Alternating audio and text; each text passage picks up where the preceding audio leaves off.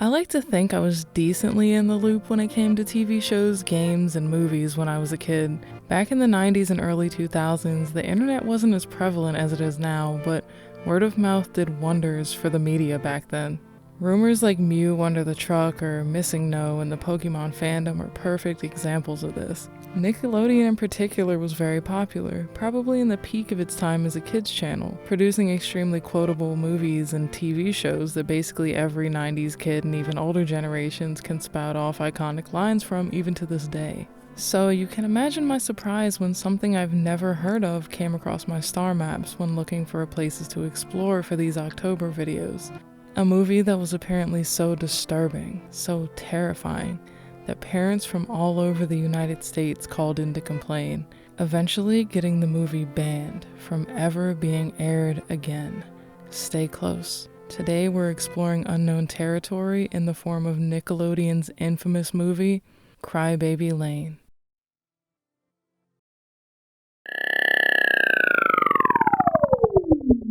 Hello YouTube, I am the StarChild and welcome to Tentai Kensoku, your guide to the nostalgic cosmos. This video is going to be a little different. Since I've never seen or even heard of Crybaby Lane, I decided to record myself watching it to get clips of a first impression for you guys.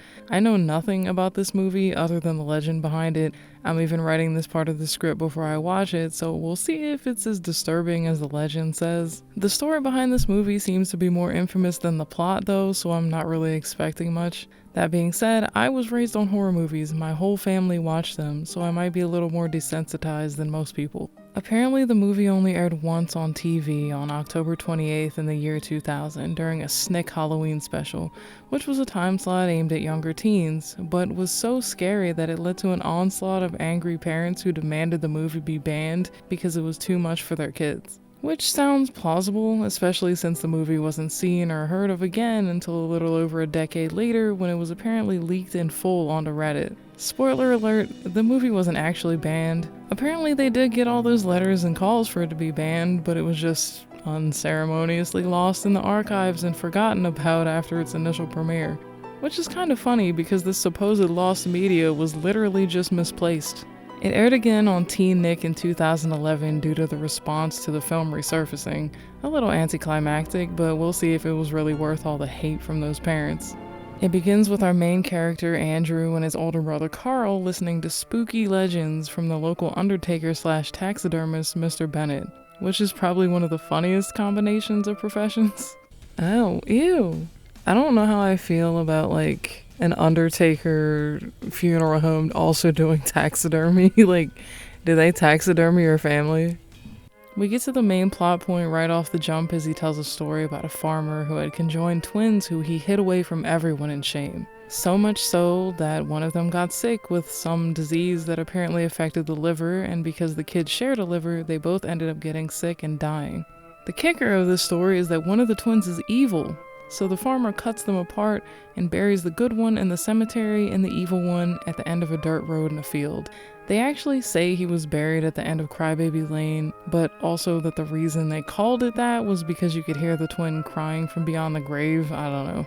Anyway, this gives Carl the idea to do a fake seance to impress and or scare some local girls as well as Andy. Carl is like this typical 90s douchey older brother. He's really into wrestling and he keeps making references and working it into metaphors. This is really just here to show that he's the jockey asshole one or the evil twin to mirror Andy, who's the more sensible or good one.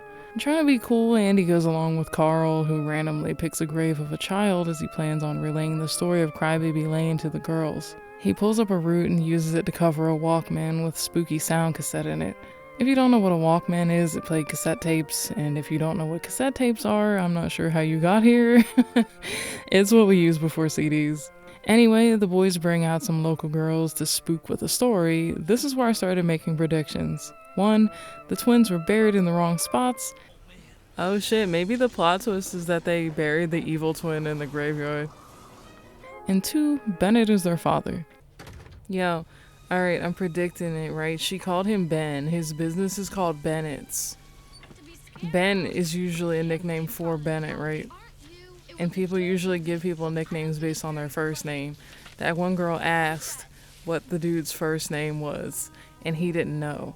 I'm pretty sure it was Bennett Muller, right? He's totally the kid's dad. At the grave, Carl halfway just starts making shit up, using the name on the gravestone to work into his story.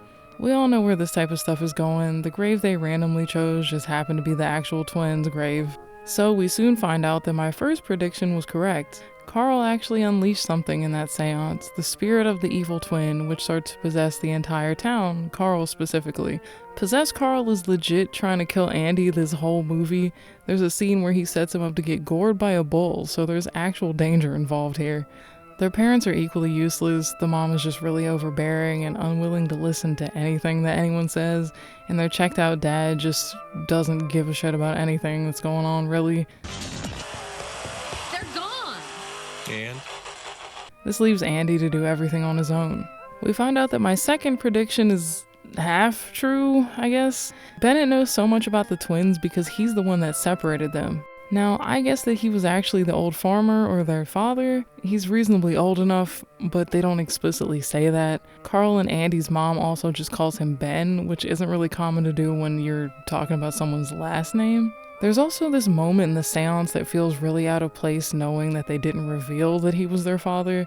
This isn't really important to the plot, but one of the girls they invited is Andy's crush. She asked Carl what the farmer's first name was, which really felt like it was leading up to that reveal, but it just comes off as a nonsense question because that wasn't revealed after all. It is implied throughout the movie that he's just a really shitty undertaker, though. You're making this up. I know it sounds bad. It is bad. I'm a bad undertaker. I'm much better with animals. He acknowledges that the twins were switched at death, which really begs the question, why didn't he just switch them back when he realized he buried the evil twin in the cemetery? Seems like he knew that shit the whole time and just did nothing for decades. Then why tell it at all? Because you like ghost stories. Isn't that the only reason you come over? Yeah, actually, he's not wrong. But why didn't you just switch the bodies once you realized you fucked up?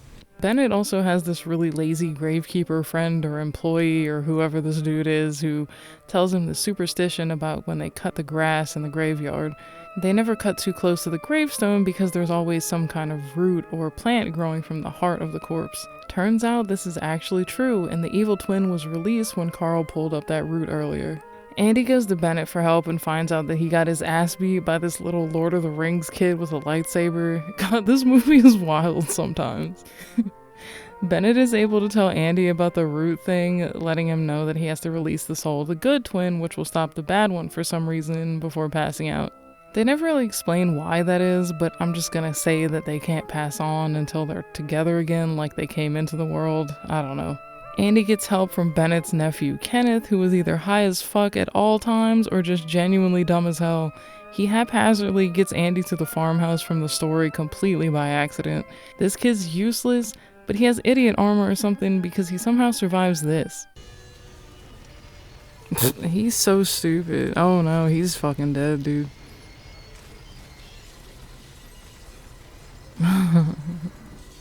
After this borderline Children of the Corn scene, Andy stumbles upon the good twin's grave and attempts to pull the root out that's growing across it. This leads us to the creepiest part of the movie. The evil twin, now somehow a grown man with velociraptor toes despite being only 7 years old when they died, pulls Andy into like the grave or the depths of hell or something as he creepily giggles, eats worms, and tries to bury Andy alive to prevent him from freeing the good twin's soul. Andy eventually manages to remove the root from the skeleton of the good twin, breaking the curse and saving the town. So yeah, I don't think this movie was that bad at all. Honestly, it gave me like sci-fi channel B-movie vibes or something like a Goosebumps episode. Speaking of which, there are multiple Goosebumps episodes and books that are more disturbing than this whole ass movie, so the complaints from the parents seem unwarranted in my opinion. Like I said, the creepiest parts were the very, very few scenes with the evil twin. There's just something about an infantile grown man that's inherently disturbing. I feel like they should have added more scenes with this guy in them, maybe have him haunt Andy throughout the movie instead of just showing up once in the beginning for 2 seconds and then at the end. To me, it seems like there are a lot of things either cut out or overlooked. Apparently, the initial idea for this was to be a theatrical release with a budget of a whopping $10 million, which was insane, but shows that they had comically big dreams for this considering how it ended up. That being said, the budget was knocked down significantly to about $800,000 and changed to be a made-for-TV release. Nickelodeon also really pushed for the Undertaker Bennett to be played by Broadway actor Frank Langella because they thought it would give the movie more publicity, which is odd because stage actors don't really get as much attention as film actors. That being said, he was decently famous at the time, most notably for playing Dracula in the 70s, both on stage and in the 1979 film, and he carried the movie acting-wise. The acting is what you'd expect from something like this, especially since the main focus is on a child actor. It's very over the top and exaggerated in weird places. Do I recommend this movie? Sure. Even if it's just to say you checked it out for yourself. It is pretty funny at times, though probably not on purpose. Damn, did she eat it? Oh my god! What the hell? The dog. Oh wait, is he coming back for him? Did he hit this? What the fuck is going on?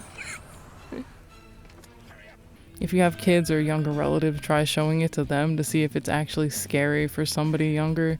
It is available on YouTube in full, which I will link in the description if you want to check it out. And, as with most lost media, there is a creepypasta about this movie. If you're familiar with these type of lost episode creepypastas from the mid-2000s, they all have the same themes and story beats. The author claims to have worked for Nickelodeon back when the movie was released and says that the OG director's cut will never be seen and the original that aired in 2000 will never be re-released, implying that the one that was subsequently released later was the toned-down, kid-friendly version. It paints the writer and director Peter Lauer as this creepy, borderline sociopath with a potential god complex. According to the story, the original cut of the movie is a weird, disturbing, and somehow child-oriented snuff film which ended up inspiring pretty much every late 90s and early 2000s Nickelodeon cartoon in some way, as the company themselves lock the true version of the film away and apparently take inspiration and ideas from it from time to time. I'm gonna link a video of MrCreepyPasta reading it if you're interested. The story itself is nostalgic in the sense that it really is like every cartoon-based creepypasta from the time. Shit was like its own genre at that point. And that's where I'm gonna leave this one. Have you seen Crybaby Lane? Did you even manage to catch it when it aired initially? This one was actually kind of fun for me because I genuinely only found out about it recently and I kind of want to know what the original theatrical idea was supposed to be. It did have some potential, but I feel like it just wasn't realized because of those major budget cuts. Leave a like and comment below. I'm interested to see how everyone feels about this movie. As usual, subscribe if you're interested in more nerdy and nostalgic explorations, and remember to embrace your inner child. Happy Halloween!